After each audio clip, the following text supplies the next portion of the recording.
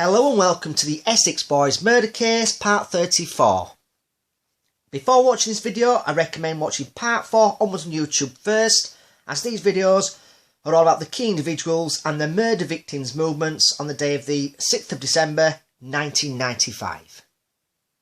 A quick mention to the Facebook page called The Real Essex Boys Murder Club. If you're interested, please feel free to join. There's some great people on there with a lot of knowledge on this subject. So this video will be about if reconnaissance missions were done by Mick Steele, Jack Wooms, Darren Nichols and anyone else a few weeks before and on the day before the triple murders. I'm going to use phone log evidence, witness statements and Darren Nichols' version of events according to his second statement, as he says he had no prior knowledge the murders were going to take place. Well, he has to say this or he can't be used as a supergrass and he will be sent down under the Joint Enterprise Law. What I will also be doing is visiting some old haunts along the journey that were in my previous Day of the Murder videos. Now, as I have said in previous videos, these murders were not planned on the day. This took a lot of planning, at least a few weeks beforehand, absolutely. Now, Darren Nichols says he did not know anything about these murders that were going to take place and was merely doing a bit of driving that night for Mick Steele and Jack Wooms. Absolute rubbish. I mean, he would have had inside knowledge of what was about to happen to Pat Tate, Tony Tucker and Craig Rolfe down that farm track. I mean, lots of planning would have taken place. Recce missions would have been done. Places to stop off. Backcountry roads would have been checked out. Timings of the journeys. And the actual place where the executions would take place. Now, because there's a lot to fit into this reconnaissance mission, I've decided to turn it into a 7-parter for you.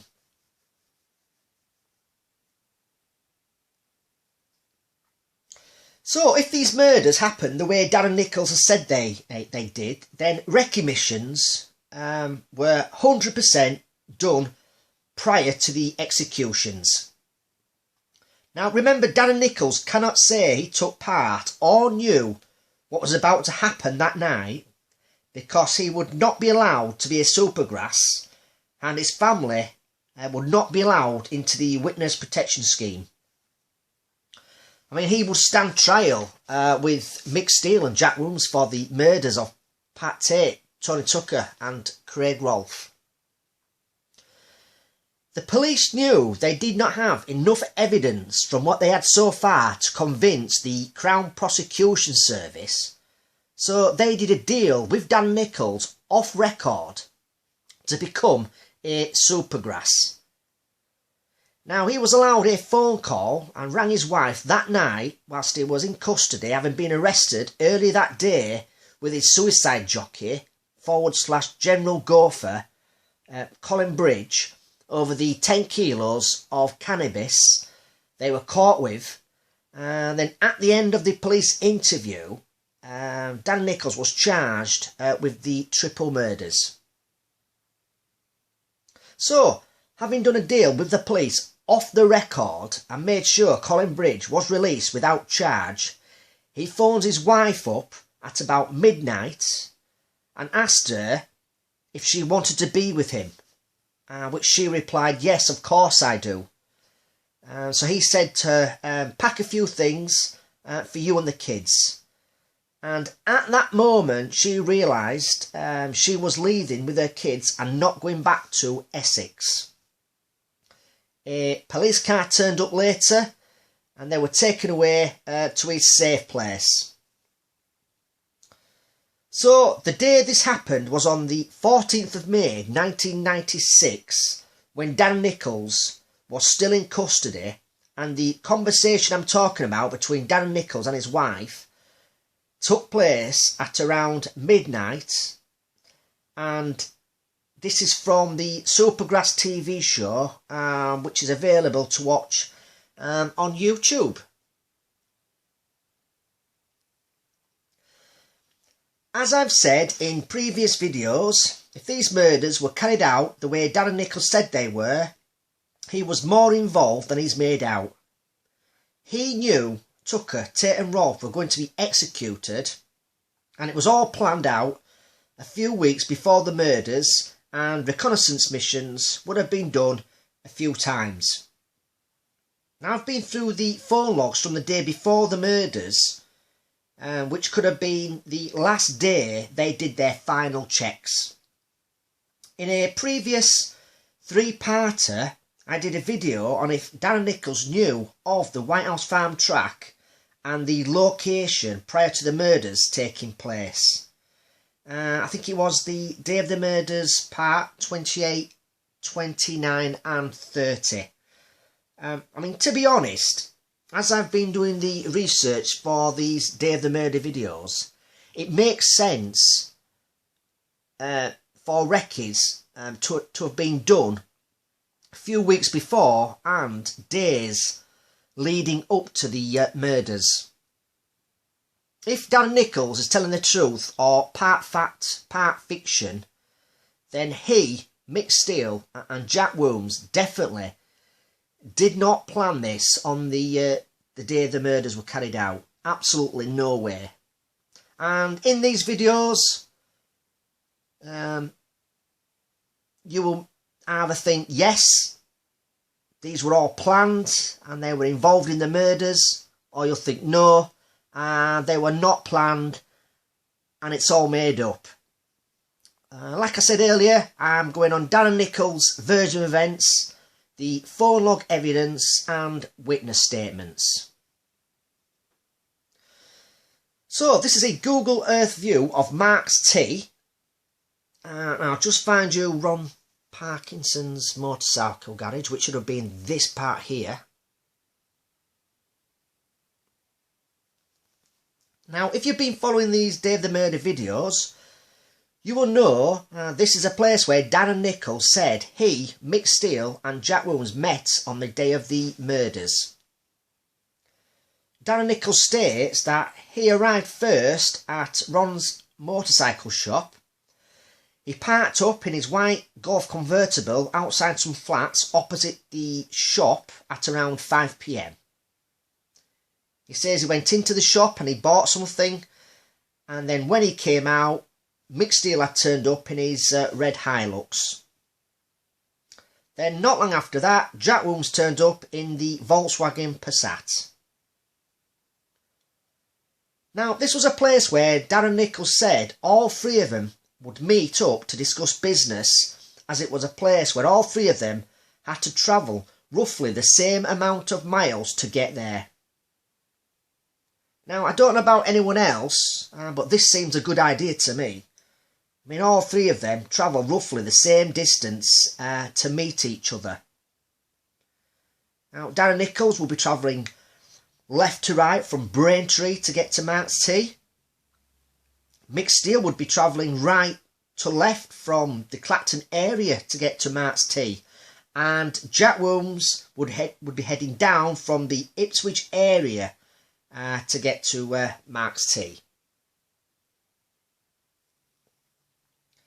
So they have their location where they're going to meet. So the next thing they have to do is choose a location for the executions.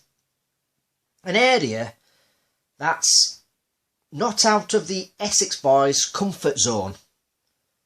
Public places like a motorway services car park or a pub car park are out of the question. Too many potential witnesses. It has to be somewhere quiet, a rural location and off a main road. It has to be a single track road with something slowing them down or making them stop so the ambush could take place. Now, this is key as there can't be any comebacks. They also need quick access to a motorway for the getaway.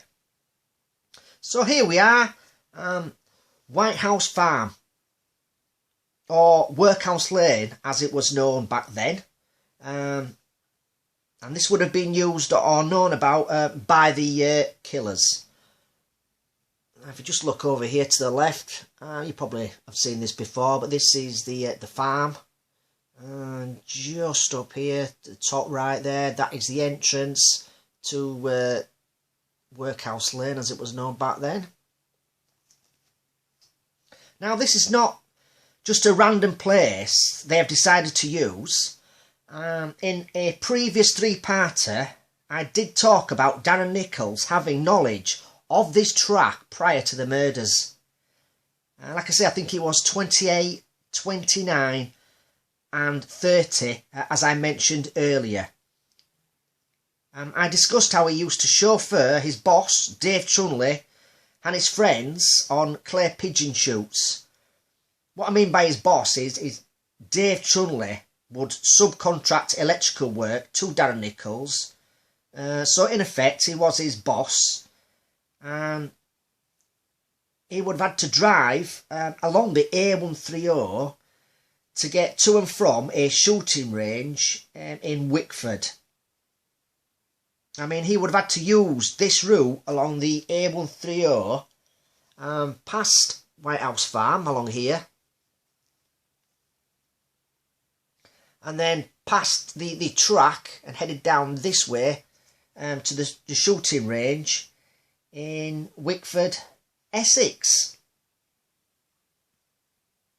Now, also, Darren Nichols would have used this route when he went to visit Pat Tate when he was in hospital after being shot by Nipper Ellis.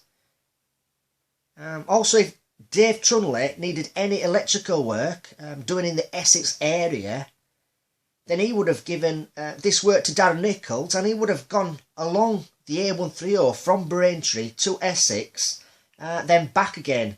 So he would have known this location along the A130.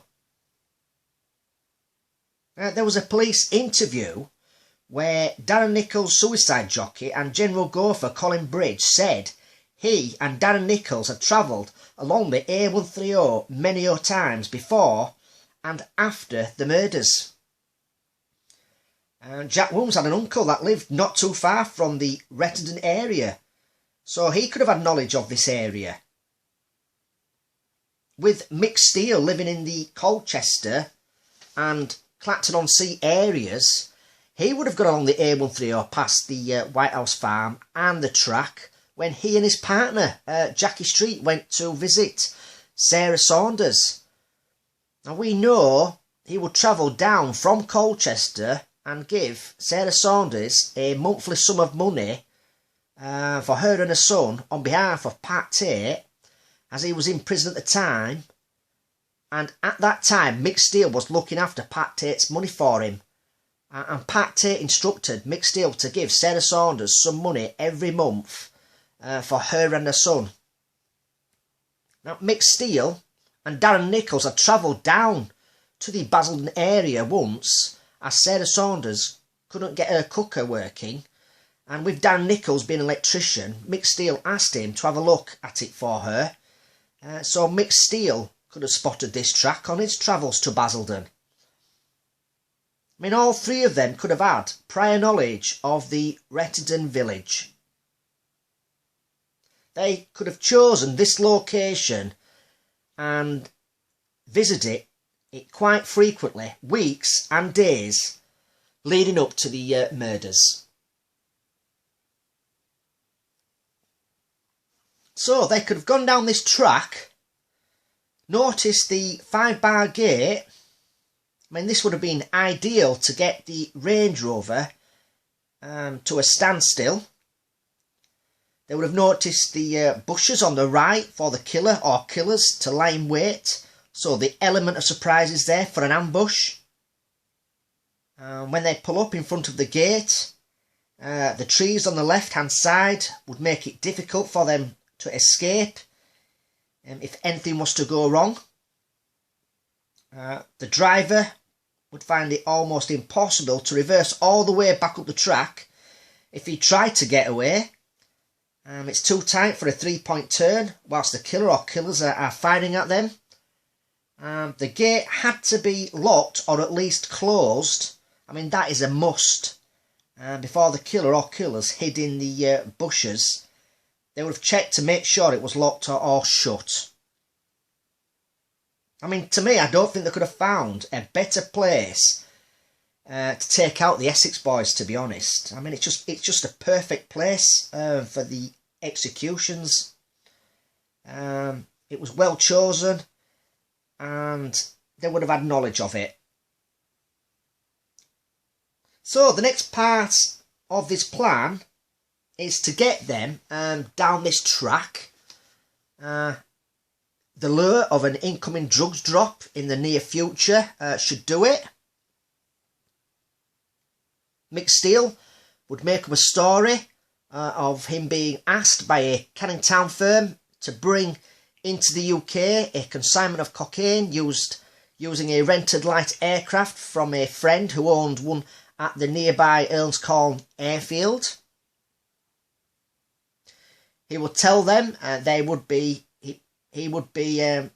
in with one of the Canning Town firm in the light aircraft when it lands, and there would be 2 others from the Canning Town firm on the ground to pick up the shipment.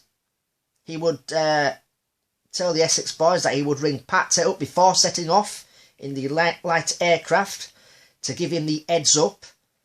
Tucker, Tate and Rolf or anyone else with them, and who's in on this deal. Now they could park up nearby, just down the road from the track. A vehicle with members of the Canning Town firm will drive down the track and wait for the light aircraft to turn up. When the Essex boys see a light aircraft flying over and begin to land, that's their heads up to drive down the track, blocking their access route and robbing them of their cocaine. If it all went to plan, and then the Essex boys could move up the criminal ladder and into the major league drugs business. Mick Steele, I mean, he had got this idea of a story to lure the Essex boys to their deaths from previous efforts of trying to land a light aircraft with shipments of drugs into the country. I mean, their greed and lust to be major players in the Essex drug world would get the better of them, and they would fall for this story. So they have a meeting place where they will meet up and have done in the past, and they have found a perfect location for the murders to take place, and they have devised a plan of getting the Essex boys to the chosen location so they can be executed. So that's it for today with this video, and the next recce video shouldn't be too long. Like I said earlier, there's a lot to fit into these recce videos. So like I say, I've decided to turn it into a 7-parter for you. I'd just like to thank the YouTube subscribers. I hope you've enjoyed this video. And don't forget, you can join the Facebook group, the Real Essex Boys Murder Club. We have over 30,000 members now, I think it is. And it keeps growing and growing on a daily basis. We have different posts going on a daily basis.